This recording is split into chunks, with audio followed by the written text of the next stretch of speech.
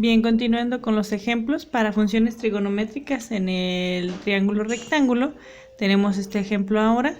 Tenemos un triángulo en el cual tenemos su cateto base y su cateto altura, pero no tenemos hipotenusa. Para este triángulo nos han pedido calcular la hipotenusa con ayuda del teorema de Pitágoras y también las 6 funciones trigonométricas para el ángulo agudo A, o sea, este ángulo de aquí. Entonces, como primer paso, vamos a calcular el lado faltante, ya que para las funciones trigonométricas pues necesitas conocer los 3 lados para las 6 funciones. Entonces, vamos a calcular primero la hipotenusa. Entonces, de acuerdo a la fórmula de nuestro teorema de Pitágoras, hipotenusa es igual a cateto cuadrado más cateto cuadrado y su raíz cuadrada. Entonces, en este caso, la hipotenusa va a ser igual a cateto cuadrado, van a ser los 20 de metros de altura al cuadrado más los 15 metros de base al cuadrado. Vamos a obtener sus cuadrados. 20 al cuadrado es 400 y la hipotenusa, y 15 al cuadrado es 225. La hipotenusa entonces va a ser igual a la suma de 400 más 225, que es 625. Último paso, obtenemos su raíz cuadrada y resulta que la hipotenusa vale 25 metros. Muy bien, ya tenemos los 3 lados de nuestro triángulo rectángulo, entonces ya podemos calcular sus 6 funciones trigonométricas.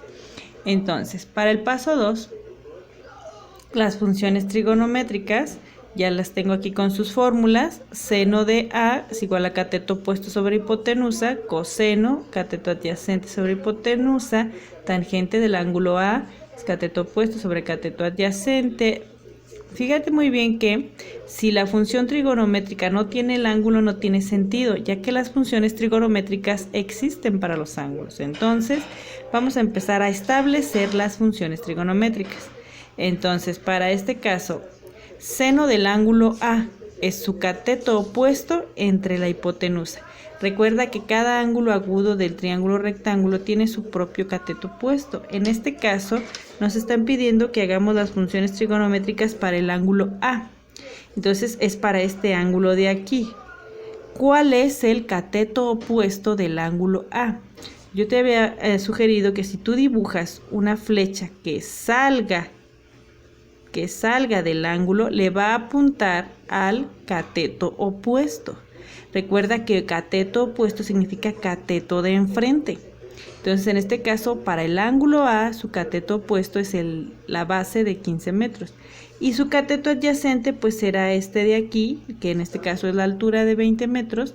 Recuerda que adyacente significa junto o a un lado. Entonces, la altura es la que está a un lado del del ángulo A, entonces por eso es su cateto adyacente. Entonces, cateto opuesto en este caso va a ser la base de 15 metros y el cateto adyacente en este caso será la altura de 20 metros. Entonces ya podemos establecer nuestras funciones trigonométricas. Seno del ángulo agudo A es el cateto opuesto, que ya vimos que vale 15, entre la hipotenusa, que vale 25. Terminarías esto haciendo tu división de 15 entre 25.